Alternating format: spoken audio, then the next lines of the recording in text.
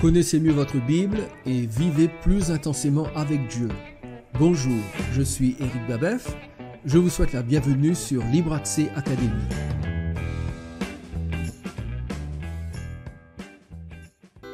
Vous appréciez nos vidéos? Alors faites ces deux choses. Premièrement, cliquez sur le like juste en dessous. Deuxièmement, abonnez-vous à notre chaîne.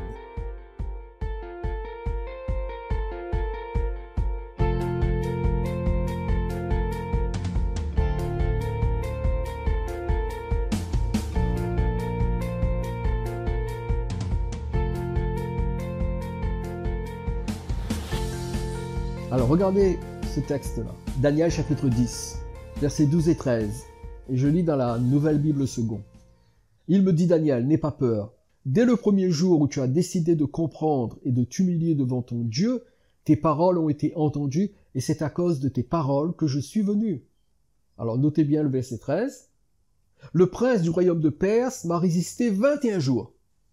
Le premier jour où Daniel se met à prier, Dieu envoie la réponse. Mais voilà que Daniel continue de prier pendant 21 jours parce que la réponse n'arrive pas. Et on découvre pourquoi la réponse n'est pas arrivée au verset 13. Le prince du royaume de Perse m'a résisté 21 jours.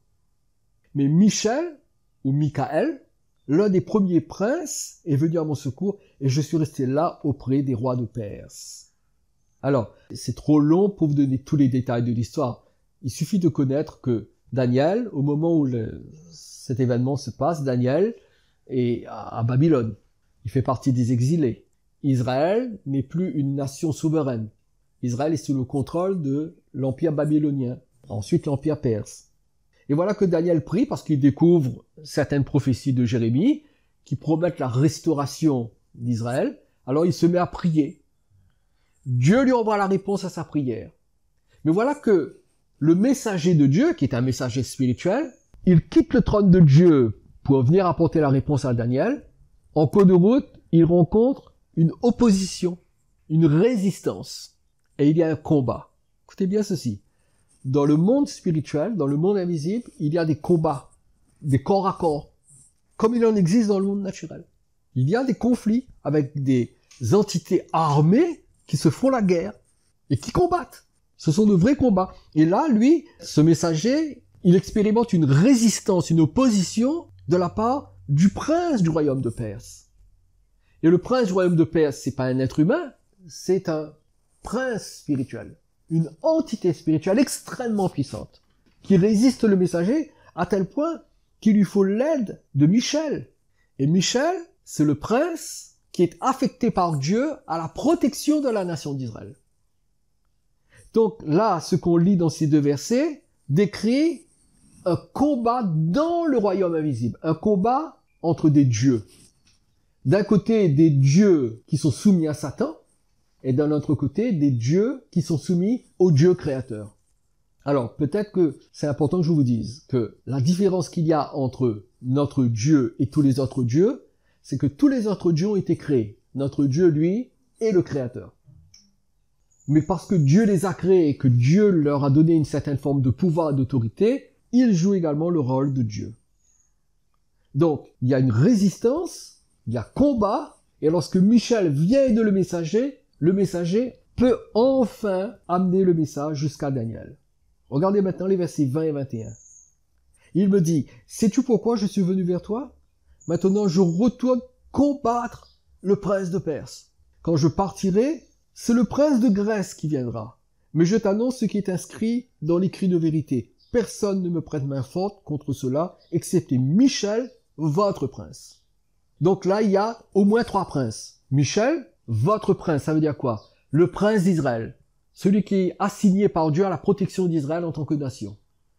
Et là, le messager dit, je retourne combattre le prince de Perse, parce que le combat n'est pas fini. Mais je vais le combattre. Et lorsqu'il sera vaincu, eh bien, la guerre sera pas finie parce qu'un autre prince va venir. C'est quel prince? Le prince de Grèce. Ça veut dire quoi? Eh bien, ça veut dire tout simplement que, après l'empire babylonien, il y a eu l'empire perse. Mais après l'empire perse, il y a eu l'empire grec. Et après l'empire grec, il y a eu l'empire romain. Donc ici, le messager est en train d'expliquer à Daniel qu'il y aura un changement sur la scène géopolitique, et ce changement est due au combat qui se passe dans le royaume invisible. Et ce combat, ce conflit, implique des entités spirituelles très puissantes qui sont des dieux. Et il faut l'aide de Michel, le prince d'Israël, pour venir à bout de ce combat. Le psaume 96, verset 4 dit « Car l'Éternel est grand et très digne de louange, il est redoutable par-dessus tous les dieux. » Voilà encore un autre verset qui prouve que les dieux existent, mais que Dieu, notre Dieu, est plus grand qu'eux. Dieu ne peut pas être plus grand que quelque chose qui n'existe pas. Il ne peut pas être plus redoutable que quelque chose qui n'existe pas. Si la Bible dit qu'il est redoutable par-dessus tous les dieux, cela signifie premièrement que tous ces dieux-là possèdent une existence réelle, mais que Dieu, notre Dieu, le Père de Jésus-Christ, est au-dessus d'eux. Il est plus puissant qu'eux. Vous savez que Lucifer a tenté un coup d'État contre Dieu. Pourquoi? Parce qu'il était lui-même Dieu et il a voulu prendre la place du Dieu des dieux. Il a voulu devenir le Dieu des dieux.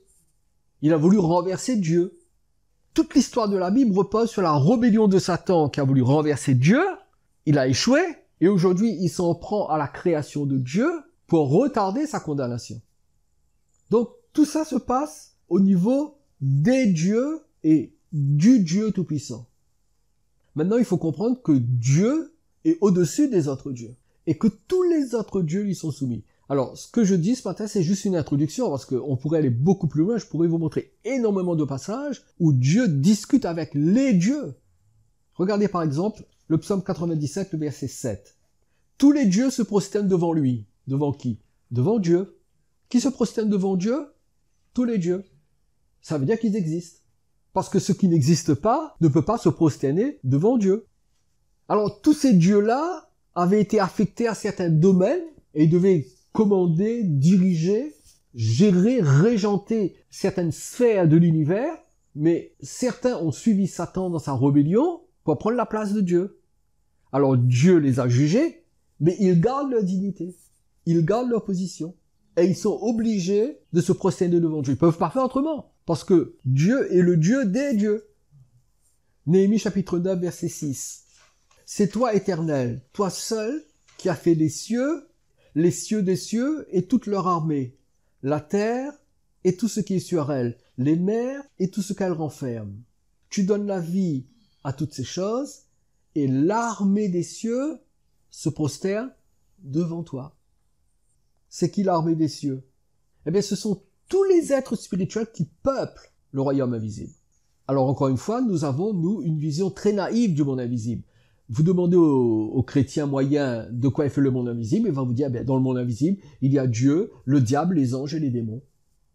Certains chrétiens croient même que les anges ont des ailes. Est-ce que vous savez qu'il n'y a aucun texte dans la Bible qui dit que les anges ont des ailes? En fait, les anges n'ont pas d'ailes. Les anges, c'est juste une catégorie d'êtres spirituels. En fait, ce sont probablement les êtres spirituels les plus inférieurs.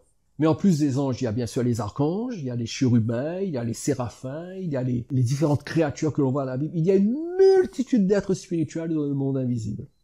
Et toutes, qu'elles soient du côté de Satan ou du côté de Dieu, sont soumis à Dieu.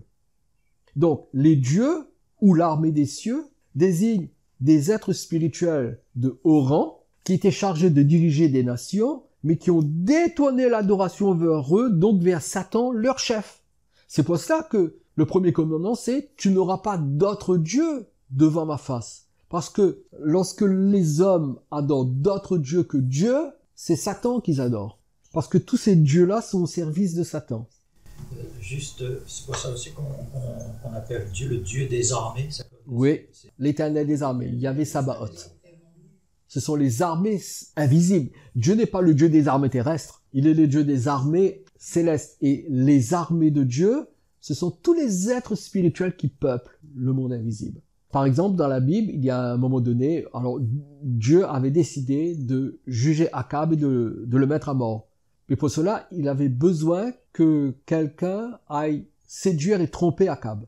Et le texte dit, il réunit devant lui toute son armée. Et il lance un appel. Il fait un appel d'offres. Donnez-moi des idées, je veux la paix d'Akab. Et tout d'un coup, il y a un esprit qui sort et qui dit, j'irai et je le séduirai. Au service de Dieu. Alors regardez Deutéronome, chapitre 32, verset 17. Ils ont sacrifié à des idoles qui ne sont pas dieux, à des dieux qui ne connaissaient point, nouveaux, venus depuis peu et que vos pères n'avaient pas craint. Alors dans ce verset seulement, il y a 3 vérités extrêmement importantes qui sont révélées là. Première vérité, derrière toutes les idoles de toutes les religions du monde se trouvent des dieux qui sont des entités qui possèdent une existence et une puissance réelle, parce qu'ils font partie de l'armée des cieux qui s'est rebellée contre Dieu. C'est écrit noir sur blanc, hein. Ils ont sacrifié à des idoles qui ne sont pas dieux, à des dieux. Donc, quand on sacrifie à des idoles, on sacrifie à des dieux. Donc, première vérité, derrière chaque idole, il y a un dieu. L'idole n'est pas vide. La statue est vide. Mais la réalité qui est derrière la statue, c'est une réalité spirituelle. Première vérité, derrière les idoles se trouvent des dieux. Savez-vous que moins de 10 secondes suffisent pour dire que vous aimez nos vidéos et pour vous abonner?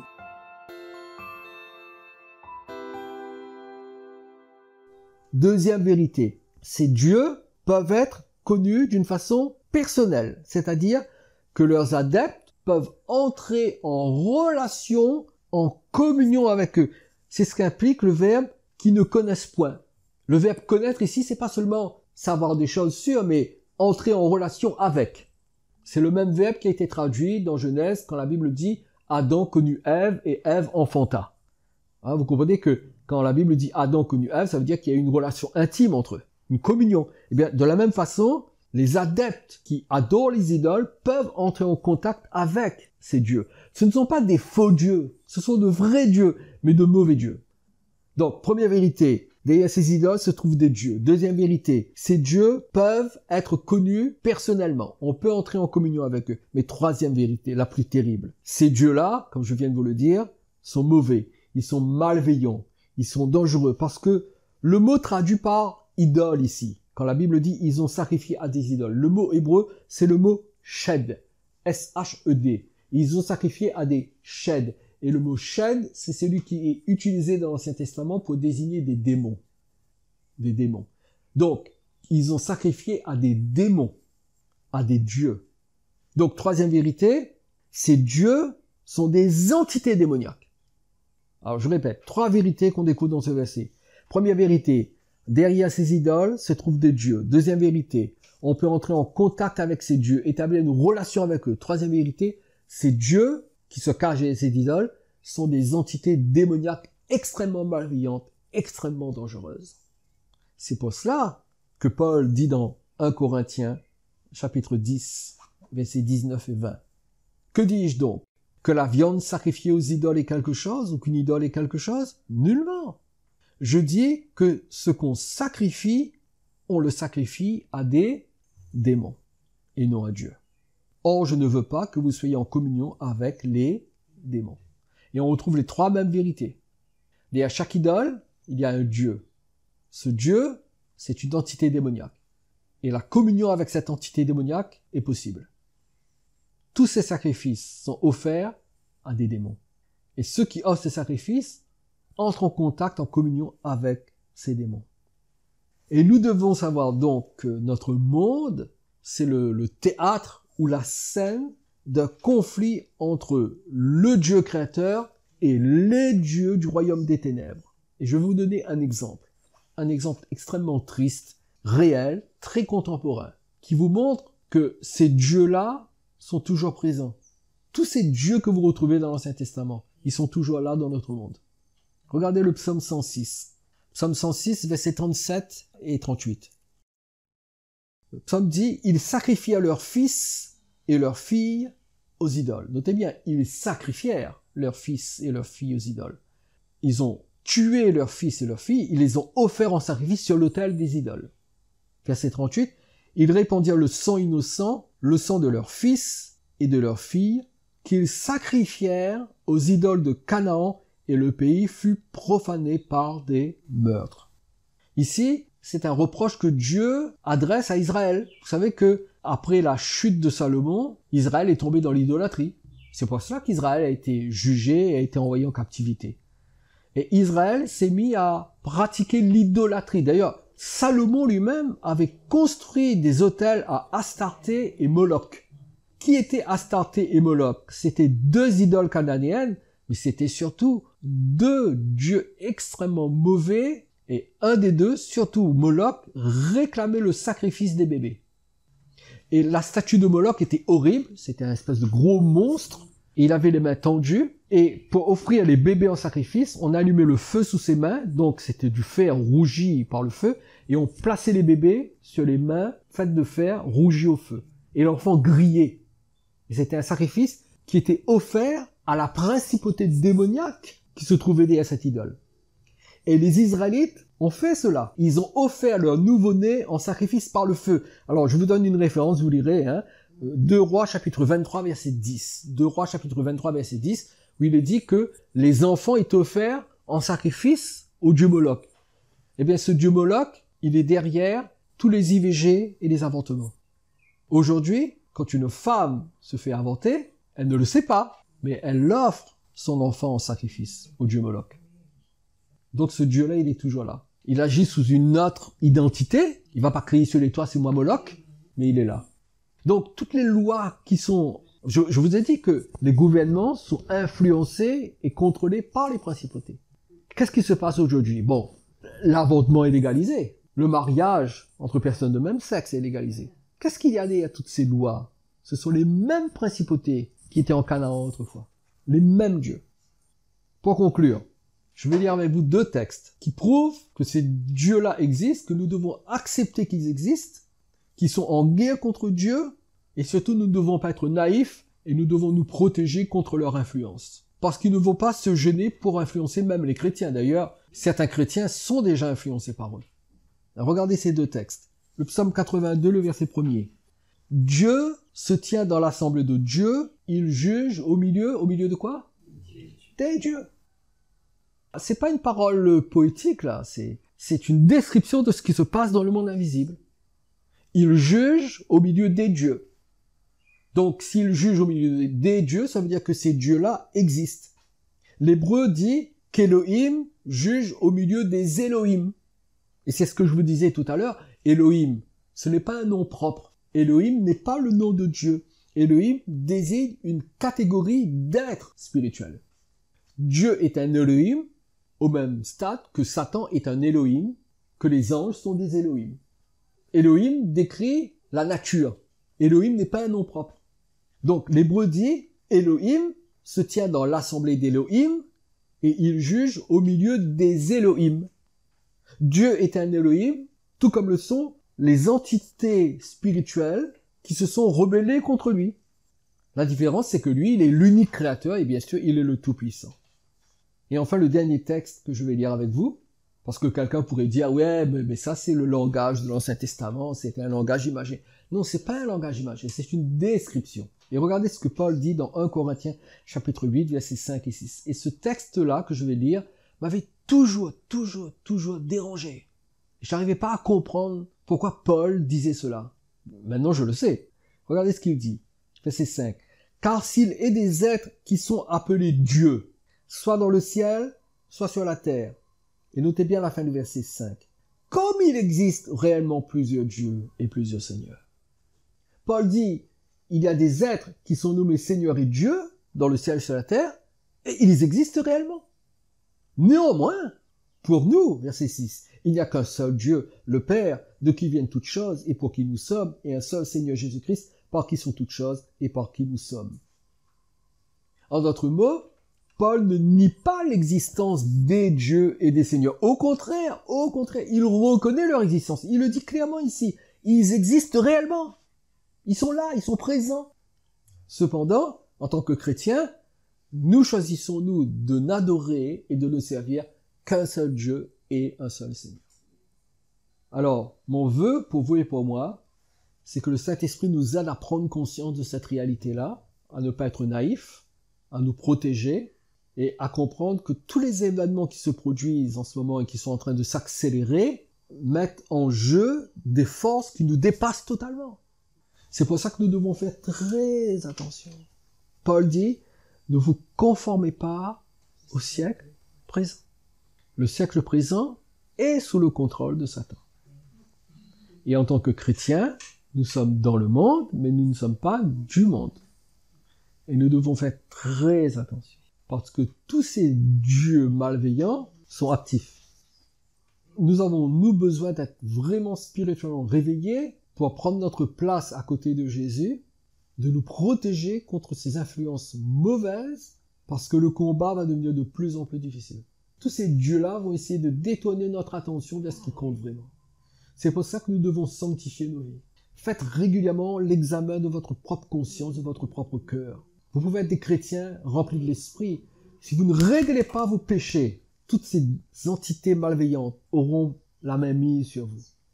Avant d'être crucifié, Jésus a dit « Le prince de ce monde n'a rien en moi ». Ça veut dire que le prince du monde aurait pu avoir quelque chose en Jésus. Il l'a eu en Adam, mais il ne l'a pas eu en Jésus. Et l'apôtre Jean dit dans son épître « Celui qui est de Dieu se garde lui-même et le malin ne le touche pas. » Sanctifiez vos vies. Réglez vos problèmes de péché, de caractère, de personnalité. Réglez vos problèmes de cœur. Parce que si les problèmes de péché et de cœur ne sont pas réglés, c'est une porte ouverte à la mainmise de tous ces dieux qui sont là pour vous détruire. Il faut qu'on fasse attention.